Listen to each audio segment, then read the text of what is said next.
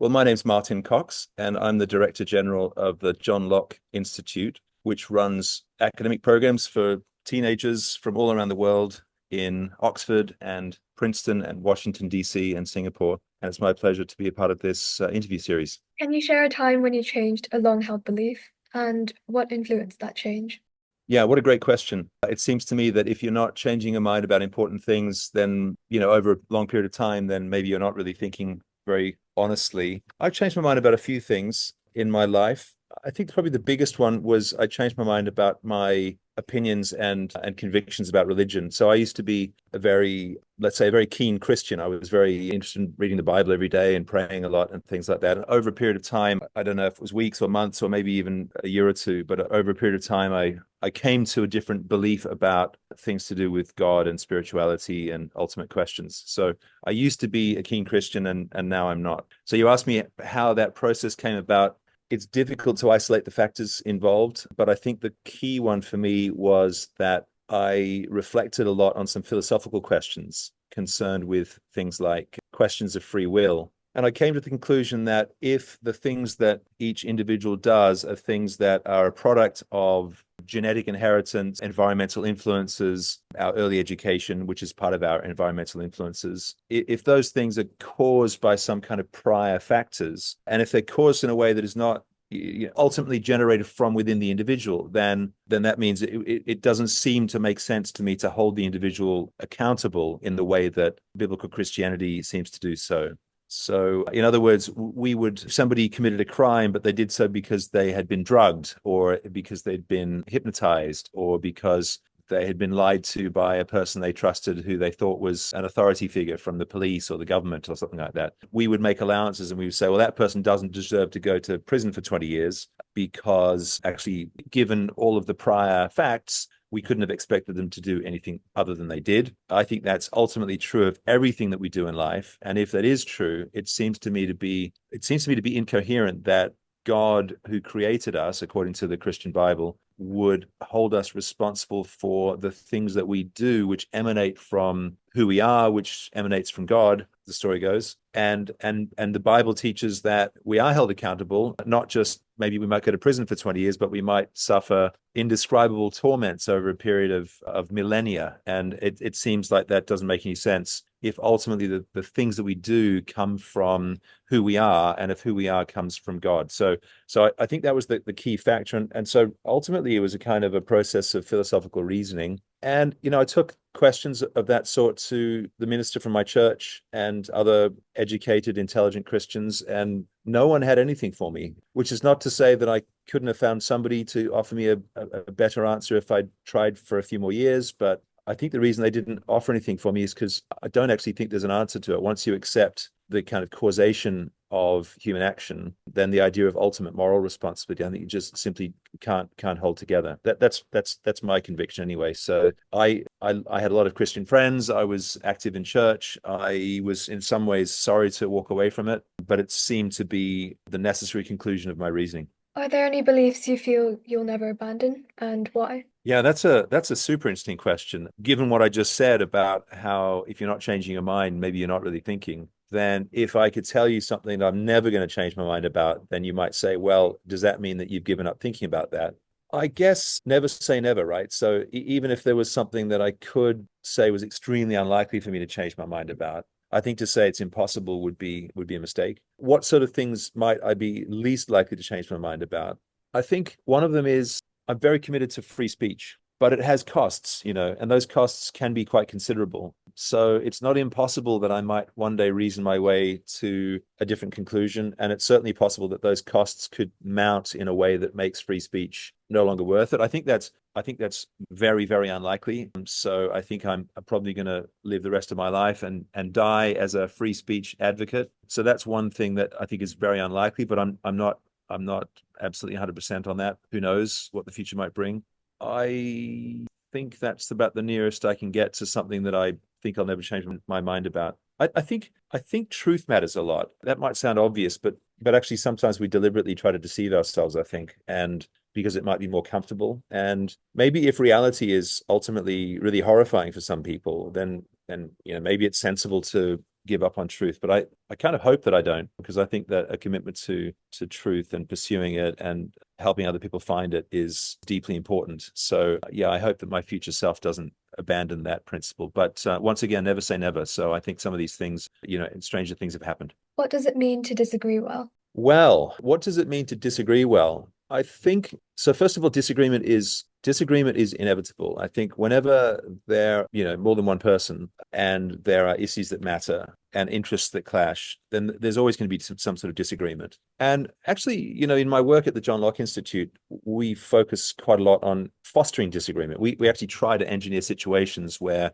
we'll get our students to disagree with each other and disagree with the faculty. And one of the reasons that we choose the faculty we choose is to find people who are going to throw some challenges at our students that they might have to think really hard about. So I like disagreement. I think it's a good training for students. What does it mean to disagree well? I mean, we have a little catchphrase at the John Locke Institute, which is that we like people to disagree without being disagreeable. But that might sound a bit glib and a bit trite. What does that mean? I think disagreeing well means, first of all, respecting your adversary, your opponent in the argument, which doesn't mean agreeing with everything she says, but it does mean respecting that person as a human being. Second thing is some intellectual humility is necessary in disagreement because I have a lot of opinions and some of them I hold very strongly. Some of them I feel pretty confident about because I've thought about them over a long period of time. But I'm bound to be wrong about some of them, right? I mean, the law of large numbers says, the more opinions you hold, the closer it approaches to certainty that you're going to be wrong about at least one of them. And maybe I'm wrong about a lot of them. And so having at least the intellectual acceptance that on any given matter, I may well be in error. That humility, I think, is healthy, and it's good. It's good for me to be humble, but it's also good for the possibilities of a fruitful exchange with somebody on the other side of some issue. For them to see that I'm not clinging on too tightly to my own opinions, and I'm not kind of refusing to listen to what that person's saying.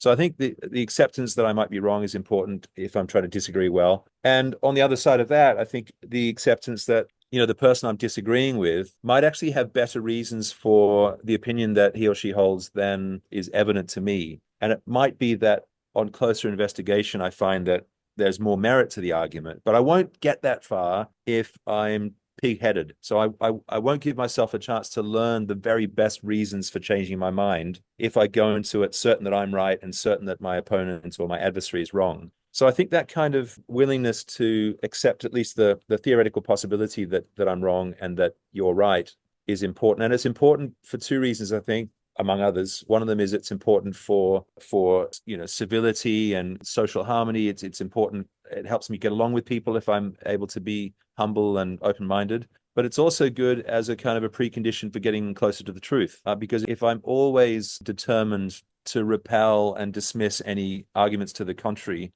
then on those questions where I am wrong, and as I say, there's bound to be some of them, on those questions, I don't give myself a fighting chance of correcting my own error and moving towards a better opinion or a truer apprehension of the facts. So I think disagreeing well is really about that kind of humility, intellectual humility. And closely connected with that is, I think, a very important thing, which is when you're speaking with somebody that you think is wrong, not only should you try to respect them as a human being, but you should kind of be cheering for them to do the best they can in the argument. So sometimes you probably have this experience, you're talking to somebody that you disagree with, and that person kind of makes a little error or stumbles over her words or whatever it might be. If you're trying to win a fight rather than get at the truth, then you're cheering for every misstep of your opponent. But if you're trying to disagree well, then you want to interpret everything your opponent says in the best light, and you want to attribute to your opponent the best motives. And I think doing that allows us to disagree well. And finally, how can schools and universities promote good disagreement?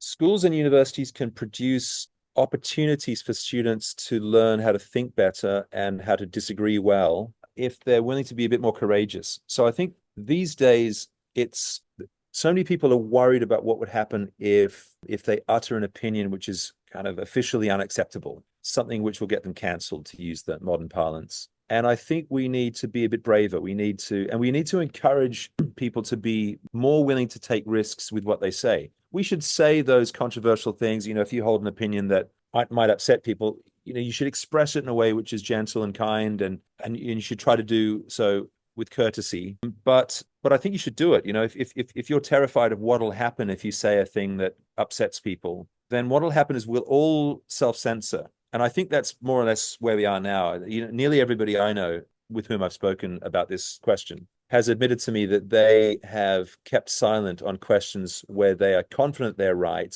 about a thing that matters, but they're frightened of the consequences of saying what they think. And so I think we need to teach some courage, and schools and universities, I think, can provide the setting or the context in which some of these ideas could be explored. So that a few years ago, there was a lot of talk about safe spaces. And I think most of that is nonsense, frankly. But I think we could do a better job at creating safe spaces for people to explore controversial opinions, and kind of intellectual safe places where, not that you're protected from hearing something that you might not like. I think that would be a grave mistake. But spaces, at least metaphorical spaces, where when you say something, you're judged as charitably as possible. And I think schools should be inviting people to explore things that might be wrong. So, and then we'd have a change, because at the moment, if you say something which people strongly disagree with, you might have some social sanctions against that. You might be excluded from friend groups. You might even